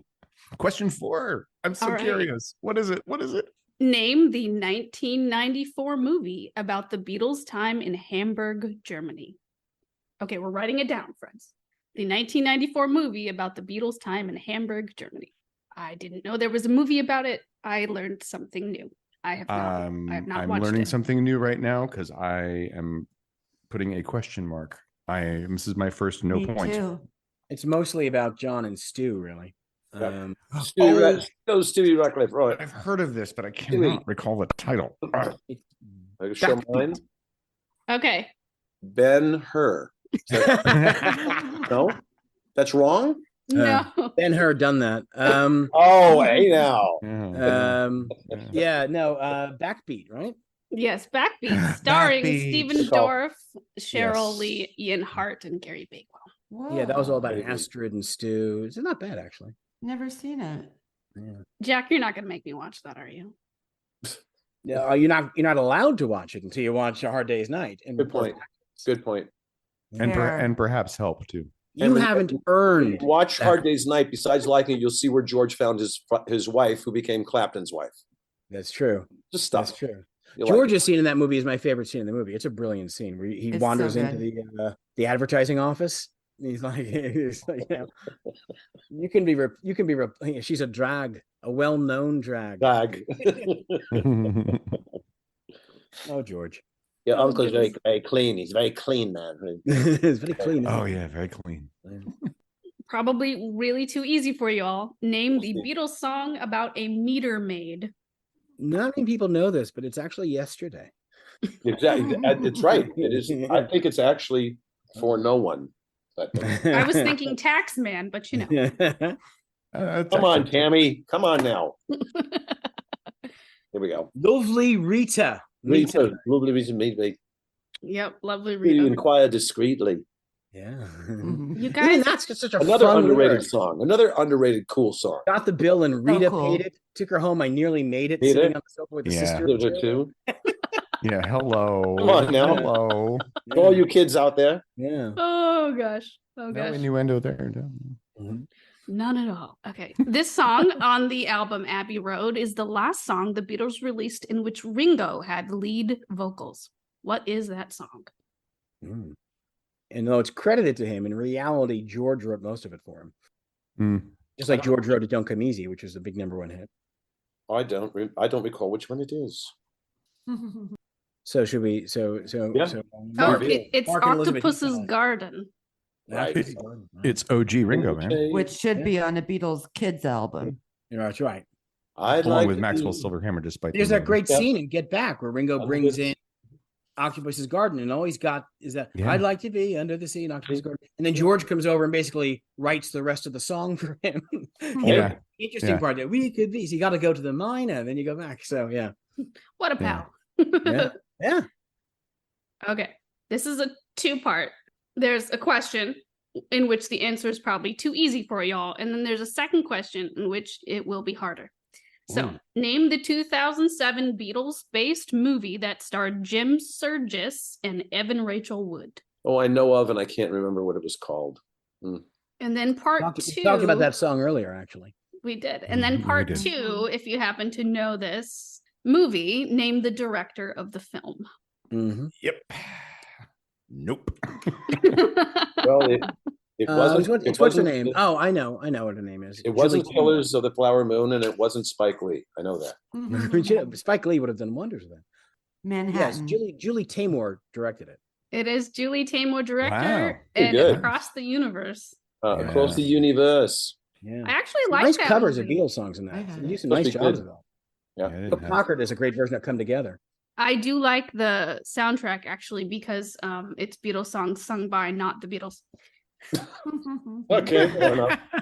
It's just Oh, then you gotta check out Daniel Dax's cover of Tomorrow Never Knows, or the Chameleons UK There's a cover. lot of good covers of that song. Yeah, the Chameleons UK of What Tomorrow about Never. Sheila Chandra? Yeah, the Monsoon cover, Sheila Chandra's cover of Tomorrow Never Knows. There's 3 great covers of Tomorrow Never Knows.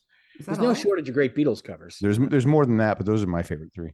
Yeah. Chameleons UK, Daniel Dax, and Well, I haven't heard that. Chameleons Monsoon. UK one is huge. Oh, I He think just goes for it. I think it was recorded live in the studio. it's so amazing. It's so emotional. It's so amazing. Anyway, I right. digress. This one's Okay. going to be I digress. tougher. Okay. What is the name of the photographer who shot the iconic black and white photo for the cover of the album with the Beatles? Oh, damn it. Oh, Oh, tip of my tongue. Huh. It's I a, just the literally person's a heard this the guy, other day. if that Yeah. helps I at all. don't think it's Ansel Adams. I don't think so. no, it's I'm thinking Not- of It's not Diane Arbus because that's not a guy. I'm thinking of Hilarious. Too happy a cover. The guy who did the Sgt. Pepper cover, so that's not right. Yep. Yep. I'm thinking of Robert Blake, but that's not the actor Robert Blake. With I don't know. When you it's not say Henry, not Henry Diltz. I don't know. no, you stumped us. Stumped. It's Robert Freeman. Robert Freeman. Oh God. Shocked and surprised. Yeah. I hate myself now. Little Bobby Freeman. Yeah. Well, you guys were like getting there, you know. Yeah. We're Beatles losers, man. You guys are Clearly, we don't know what we're fakers. talking about. We don't know what You're we're not true talking fans. about. No. Oh God, Pretenders. Oh God. that's Chrissy. Yeah. Hine. Pretenders. Yeah. Oh. Yeah, I like them too. Oh boy, we're bouncing now. You have any more for us? Or was Any that more? Is that it? Hold on. 3 more. That's it. Okay. We can Okay. redeem 12-parter. ourselves. Okay. Yes, there is a chance for redemption. 11. This 11-parter. Beatles album, which was released August 5th, 1966, also marks the first time George had 3 compositions on an album. Yeah. Mm-hmm. It's also the first I rock think album. it might be Revolver, I think. I think it might be Revolver. It's first album too, that rock album that deals often with the theme of death. I think something like death is mentioned in like 6 of the songs. So it's a Like happy one. Taxman, Eleanor It's a happy Rigby. She Party said, album. "Tomorrow never knows." So it's Eleanor Rigby. Yeah. I mean, it's Revolver. It is Revolver. Yeah. Is Yeah. that what you guys got, Mark and Elizabeth? I guess. I finally got one right. Oh my God. I'm so evil. I feel really bad about this next one. You Oh, should. good. All right. Multiple choice. Okay. How many Academy Awards did A Hard Day's Night get nominated for? Nominated for. Yes, nominated for. Okay. Was it 0, 1, 2, or 3? Crapshoot. I have no idea. I'll say 2. I have no idea. I want to say 3. I know it was nominated. No, it was nominated for at least 1 for best soundtrack. Soundtrack. It lost to Mary Poppins. 2. Oh, look at that. Yeah. The 1965 nominee for Best Writing, Story and Screenplay, and Best Music. Yes, scoring of music. And we lost Mark and Elizabeth, so hopefully they'll be able to come back. Oh no. Oh Yeah. no. I don't know where they went. And we've got one more trivia question. Or sorry, 2 more trivia questions. Steven, I'm just thinking now. So if you I know, Tammy, you were going to ask this question. Are you going to ask that question about like dinner with one of them? I was thinking about it. Yeah. Yeah, because I've been pondering that question in my mind. Like if I could eat, like have a meal with one of them. Oh, yeah. I mean, any of the 4 would be interesting. Any of the 4. Not one of them is going to be like, it was kind of a drag. Any of them would be interesting. They're all like charming, funny people. Yeah. I like for years I would have said John, because John was just preternaturally sharp and witty. I think nowadays I would pick George. Oh, that's interesting. Because he was very wry and funny himself, but deeply spiritual. That's a good choice. But Ringo knows where the bodies are buried, so that'd be fun. That's true. So, Rubber Soul has different track listings for US and UK, with the US version having 12 songs and the UK version having 14 songs. Mm-hmm. What is the first track of the United Kingdom version? I defer to you, Maestro. I have no idea. Drive My Car in the UK version. Wow. The US version, it's and that ended up on Yesterday and Today, didn't it? Yeah. I love that song. That's a great lyrics on that one too. And again, that's an example of Paul bringing lyrics and John saying, "Nope, we're starting over." We're starting over. Yeah, it's interesting because when I first heard the American version of Rubber Soul, and in the way it's more consistent, it's more consistently folk rock, and so it was jarring to me when I heard "Drive My Car" starting out. Now, Rubber Soul's just got it's time in my life, and just those songs, and see that album cover. That's just it's a great album. It's remarkable. It's just a huge leap.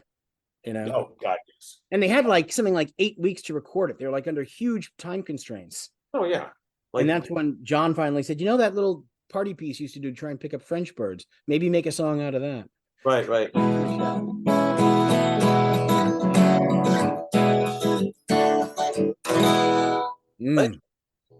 And what a lyric, What a lyric. Apparently it's Paul's idea to end it in arson. I told you I didn't and crawled off to sleep in the bath. That's right. Sure you did. Yeah. All right, Tammy, last one. Yes, last question. The Beatles were with what record label before Apple? That's an easy one for us. You want to do it or should I? No, you should do it, sir. EMI and Capital. And Parlophone. There it is. Parlophone, which is British division of Beatles. Parlophone. Parlophone Records. Yeah. So, and a good question of next time, a good trivia question would be, what record label rejected them? Well, probably you, Decca. Decca, and the reason given, quote, pull that out of my our bands are on their way out.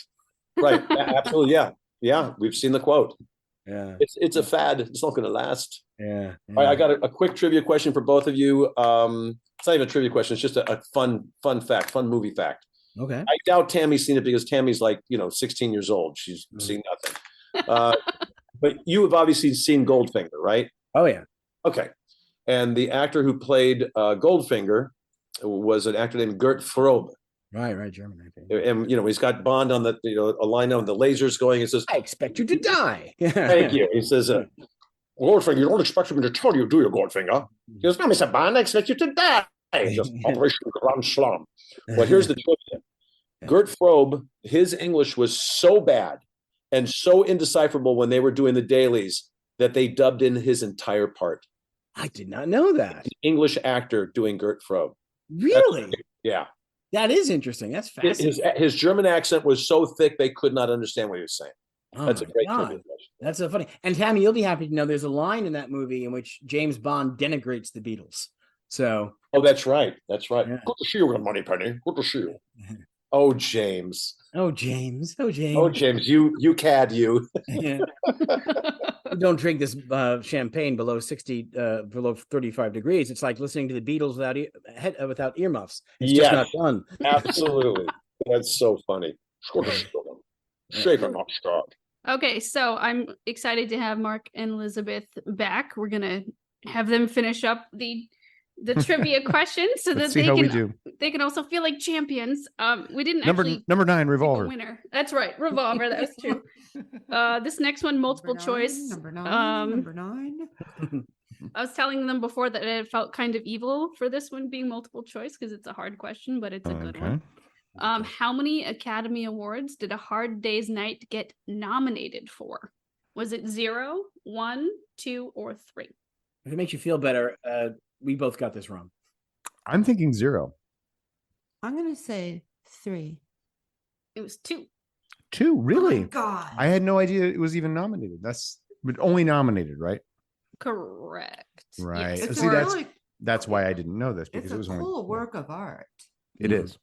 Is that the one that you guys said I should watch? Yeah. Hard Day's Night. Oh yeah. Lock that into your memory. That's your assignment. It's just a ton of fun. You will be quizzed. The next it's time also considered and I'm not a film buff, it's also considered by film students to be like kind of a little bit of a groundbreaking film, actually.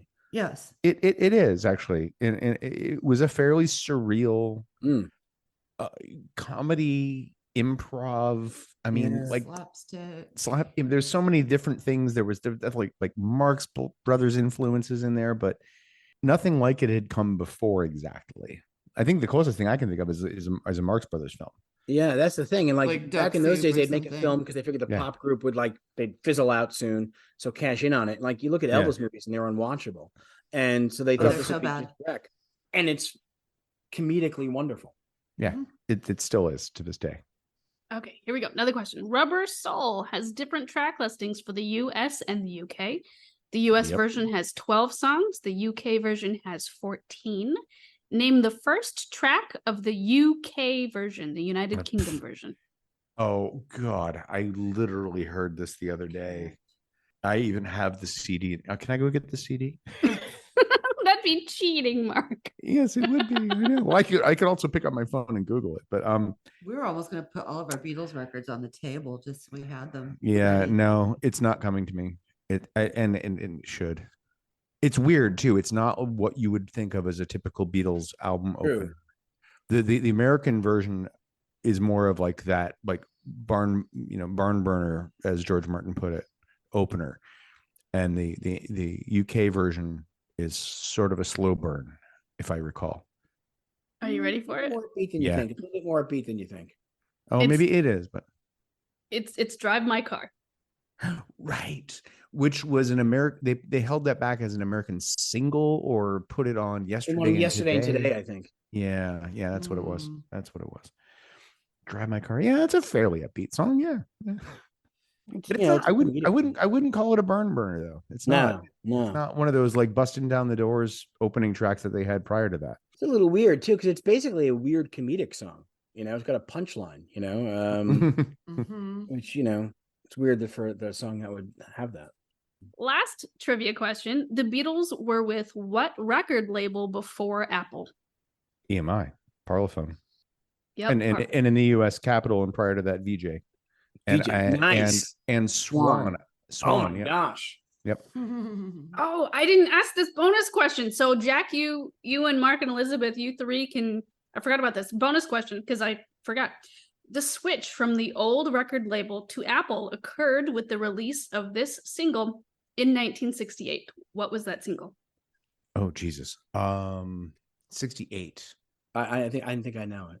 No, I'm not coming up with it. Elizabeth, what do you think?